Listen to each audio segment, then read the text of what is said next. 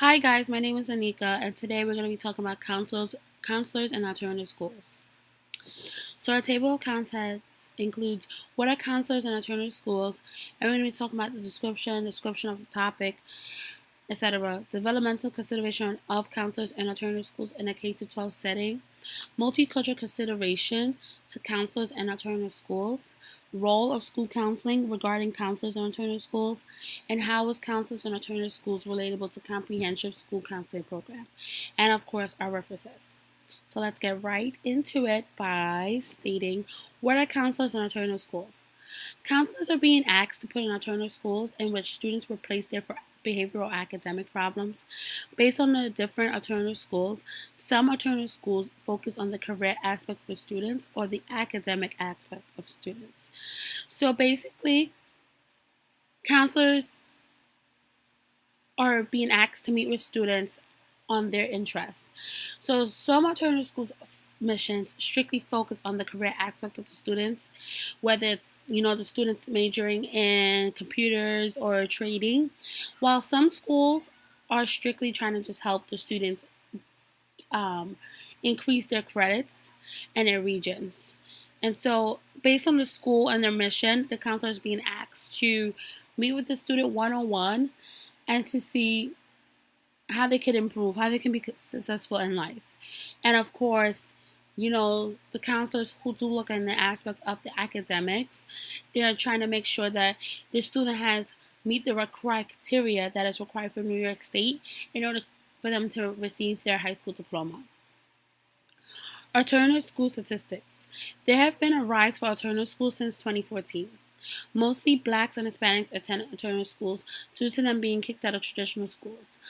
So, in the next few slides, I will talk about the reasoning why blacks and Hispanics attend alternative schools. But there has been such a huge rise for alternative schools that in every neighborhood, there are at least 5 to 10 alternative schools.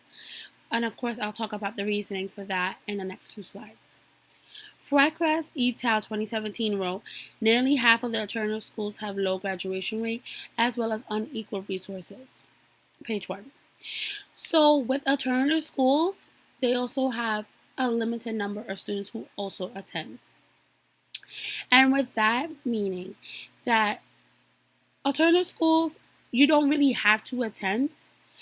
So some alternative schools are really strict with attendance, and some alternative schools are not really strict with attendance. So those who are not strict with attendance, some students wish not to at all receive their education. And of course, in the next few slides, we'll talk about the different factors that have come about this reasoning. But on average, there is about 6% of students who do graduate from alternative schools.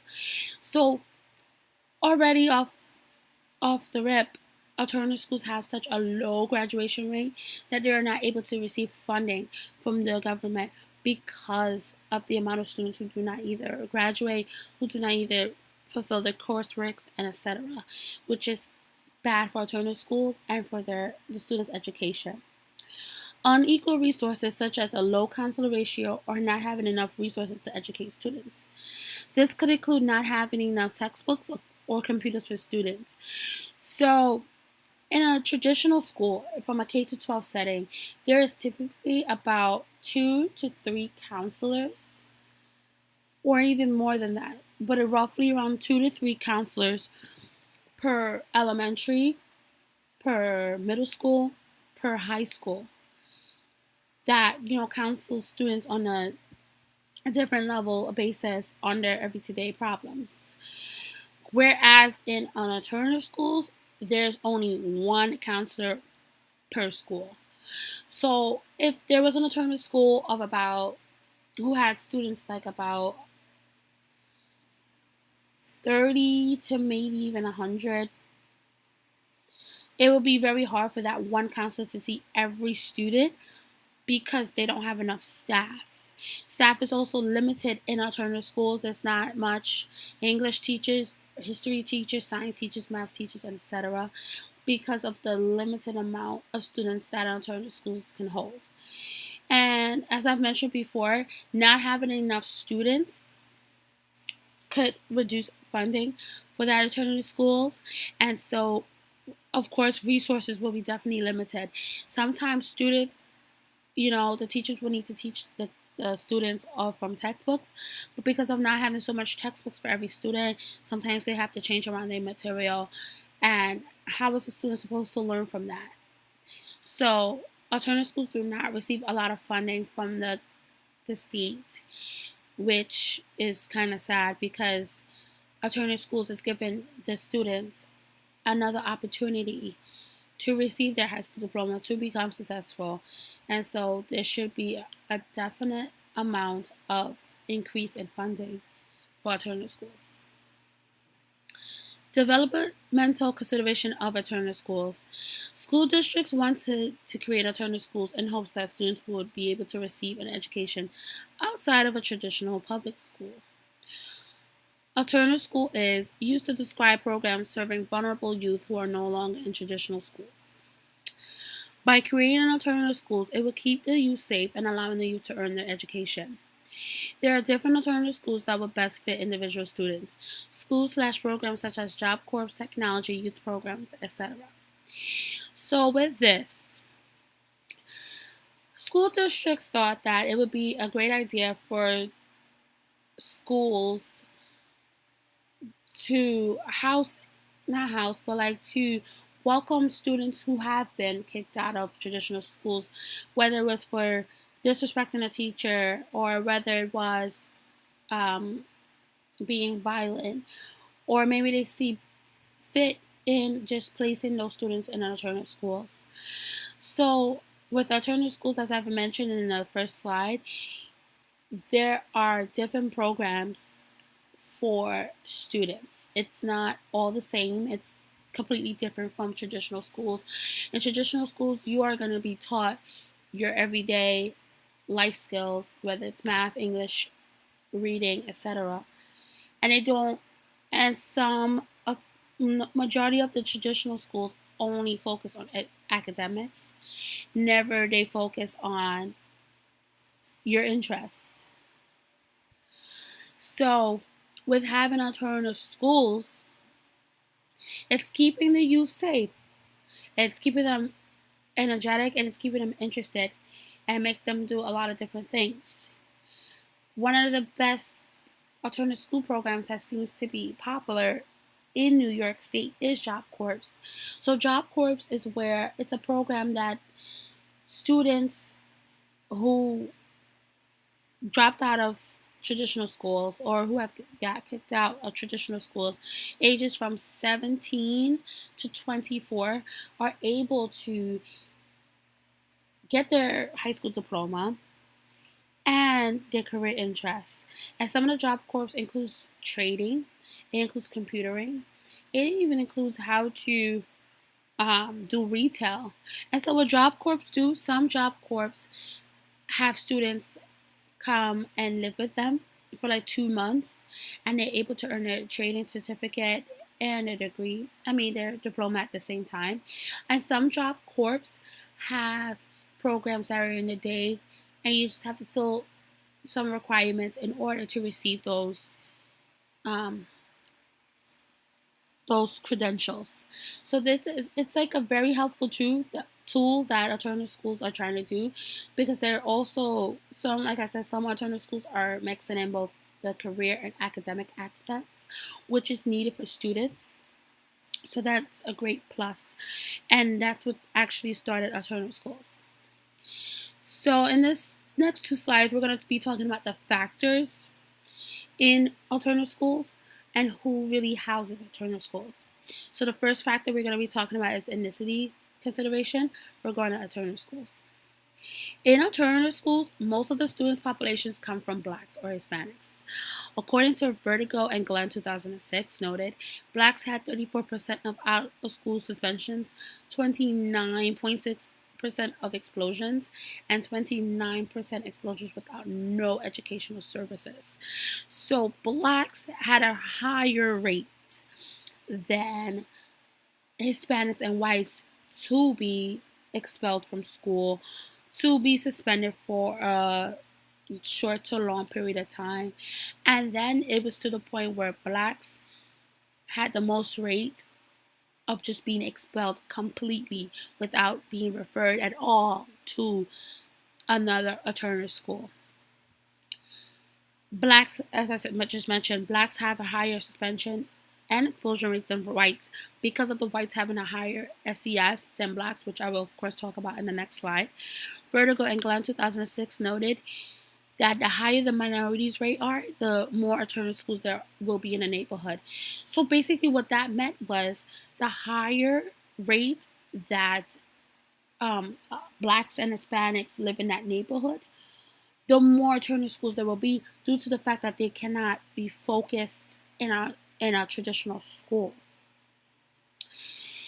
Blacks definitely houses a lot of the alternative schools because of their race, because of where they come from, because of the color of their skin, because sometimes blacks are being known to be too violent, and it causes schools to suspend them or to expel them immediately.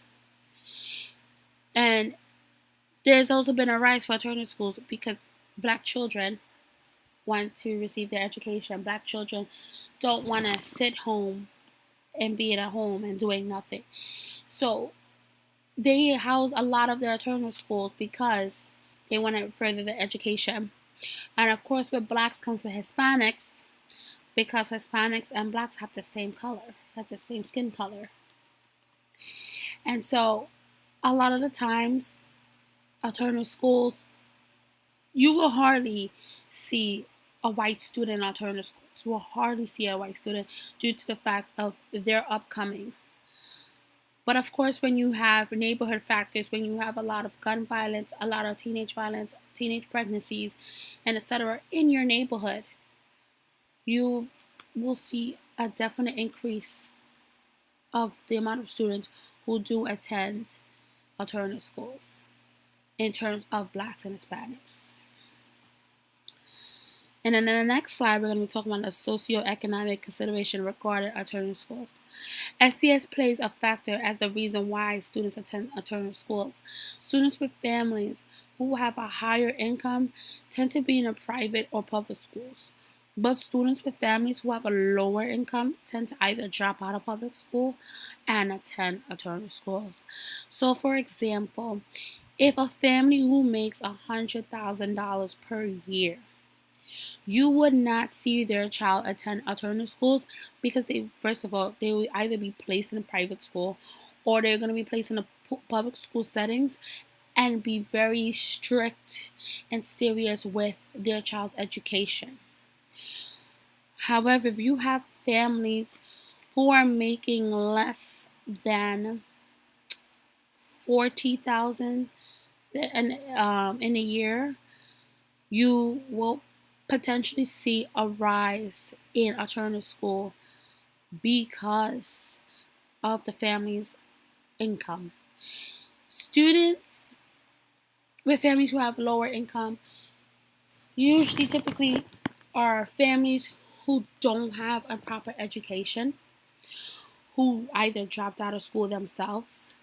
And so with that, it means that those family members will not take their children's education seriously at all. You know, they won't be involved in their child's education, and it causes the students to act out. So typically families who have a lower income, you will definitely see a rise in those students who will attend alternative schools. But you, like I said in the previous slides, you will hardly see students, well, white students, I should say, attend alternative schools because those family members are really strict and they're serious about their child's education. Crawford 2015 stated socially and academically disconnected students may feel inadequate due to their academic performance and their social status. So with that is, so in a traditional setting, you are mixed. You are you have students who are Black, white, Hispanic, Asian, etc. Typically speaking, when students interact with different types of students, when students are mixed with each other, a person or a student who has a higher SES may bully those students who have a lower SES. And you can determine who has a higher SES or a lower SES just by the way how a person talks or the way how a person dresses. And so students who have that low SES may feel as if they're unappreciated and unwanted by other students just because of how they look, just because of how they talk too. You could tell who is using big words and who's not. And so all those play a factor in a child attending alternative schools. And of course, the academic performance. So, if a student is earning less than 60% in all of their tests and homeworks versus another student who's earning 90s and 80s and up on all their tests and homeworks, that child or that student who has earned that low grade, it may cause them to feel, in quotes, stupid or dumb than the other students because they might be thinking, well, why am I earning less than 40s in all my tests?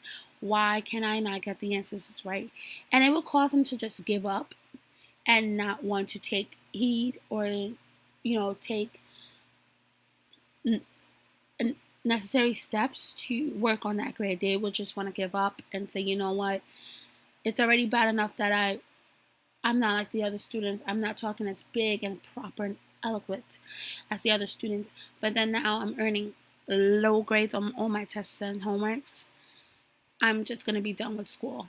And so that's what's in kids' mindsets. And that's why they refuse some students, and again, in terms of Blacks and Hispanics, refuse to even try again. They already got to deal with their neighborhood factors. They got to deal with the gun violence and the teenage pregnancies and etc. But to also deal with the academic performance and on top of that, their social status, they're just going to be done with school and traditional school and just want to seek education elsewhere besides dealing with a traditional K-12 setting.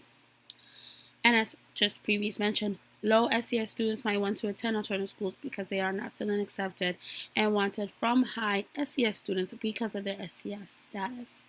So definitely ethnicity and SES play a huge factor as to why students attend alternative schools, and it is the reason why there's such a high rise for alternative schools because of those factors. Next is the role of alternative school counselor. In some alternative schools, school counselors are being asked to either focus on the career or academic needs of the students. According to Mullen and Lambie 2013 wrote, school counseling programs within DAPES, which stands for Disciplinary Alternative Education Programs, should be designed based on the specific needs of the school stakeholders. And in that, it means the needs assessment and established counseling standards. You can find this on page 14. If a student was placed in an alternative school for disciplinary problems, the school counselor will have to create the school counselor will have to create a counseling program that will best benefit both the school and the students. Typically, school counselors will have to collect data to then determine what is needed to help the student. So, in an alternative school, as I mentioned in the previous slides, the counselor ratio is low. And so the job of that alternative school counselor is to determine how can I both help the student and help the school merge together. And so the counselor will have to collect data. They will have to know the needs and the wants of the students, as well as talking to the student on a one-to-one basis. So they're doing a lot of interviews. They're doing a lot of, actually, within the interviews, they're doing a lot of open interviews to get to know the student and to see how can they best help them. And so the problem with this, though, is that's all they're able to do when they have the open-ended interviews, they have the surveys, and they have to basically use and the students' information. They have to basically combine all of those to figure out the needs and the wants of both the school and the students. And especially if the student was placed in an alternative school because of disciplinary problems, it's a little extra because it's like, okay, you're only here in alternative school because you got kicked out of traditional school. What's like in a counselor's mind, they'd be like, how can I best help this student? What can I do, to make sure that this student isn't getting to know more disciplinary problems? And so that's like the biggest challenge for alternative school counselor is they have to figure out the reasoning for why these students were placed, what are the students' interests, and how can it connect to both the school and the student. So that's the biggest goal of an alternative school counselor, to help both the school and the students and to meet both the needs. Lastly, how does CAC, also stands for Counselors and Alternative Counseling and Alternative Counselor, relates to comprehensive school counseling programs. Comprehensive school counseling programs is taking students' data and connecting them to the school's mission. Kim Ford and Abraham 2017 stated, CSPs, which stands for Comprehensive School Programs, exist when the integration of curriculum supports the mission of the school and complements existing academic programs. So, comprehensive school counseling programs is basically you're going to mix it together. You're going to have the school's missions, and then you're going to mix it with the academic programs within the school. With alternative schools, counselors using the comprehensive school counseling program model. With alternative schools, counselors use the comprehensive school counseling program model to see how students can benefit from the school counseling program and connected it with the school's mission. So the alternative school counselor uses the comprehensive school counseling program model to connect it to both, like I said before, the school's mission and how can students benefit from this counseling program. That's one of the big main reasons. The only way that alternative schools counselors slightly differ from the comprehensive school counseling program is the school counselors help students based on their needs and not just solely on academics. So with the comprehensive school counseling programs, like yes, they are connecting it. They're taking students' data and connecting it with the school's mission, and then of course mixing it all together with the academic programs. But alternative school counselors, their main focus is just to help the students with their needs. It's not really 100% solely on academics, but it's to help the students with their needs and wants, and it's to help the students understand how they can become successful. It's like basically helping that student in addition to become successful. And so alternative school counselors only just use certain pieces of the comprehensive school counseling program model to figure out how they can integrate both the school's mission and the student's data together to help the student. Whereas the comprehensive school counseling program, they just solely focus on, they're not solely focused, but they are mixing both the school's mission, academic programs to help that student grow as an individual using the academics. So that's one of the main difference in terms of alternative school counselors using the comprehensive school counseling program. So that's one of the main, the goal of it is to connect with the students based on their needs, based on what interests them. And of course, the references. So, what I've learned from doing this project is that I've learned that counselors are being so underrated in alternative schools. They need more counselors in alternative schools to help the student bodies. Alternative schools need more funding because, you know, when you are getting kicked out of school for whether it's disciplinary or you just straight dropped out, there are not a lot of textbooks. How are the students supposed to learn from anything? How are the students supposed to receive an education? And yes, they receive funding, but it's not enough. Especially since there's a rise for alternative schools in urban areas, you would need to have more funding. You need to be able to make sure that the students have the textbooks, that the students have the computers, especially if it's alternative schools who are just solely on the students' needs and wants and their interests. You need more funding. You need to be able to help that student. And so I think the state, the school districts need to be able to fund more alternative schools because we need to be able to make sure that the students are being successful. Yes, they have got kicked out, dropped out of traditional schools, but let's just not stop there. Let's be able to make them grow as a person. And that should be the main goal of schools, to help that student grow, to uplift them, to help them become successful. If traditional schools can have 2 to 3 counselors, and I think that's per grade level. It depends. In high school, there's 2 to 3 counselors per grade level. In middle schools and elementary, it's 2 to 3, depending on the school.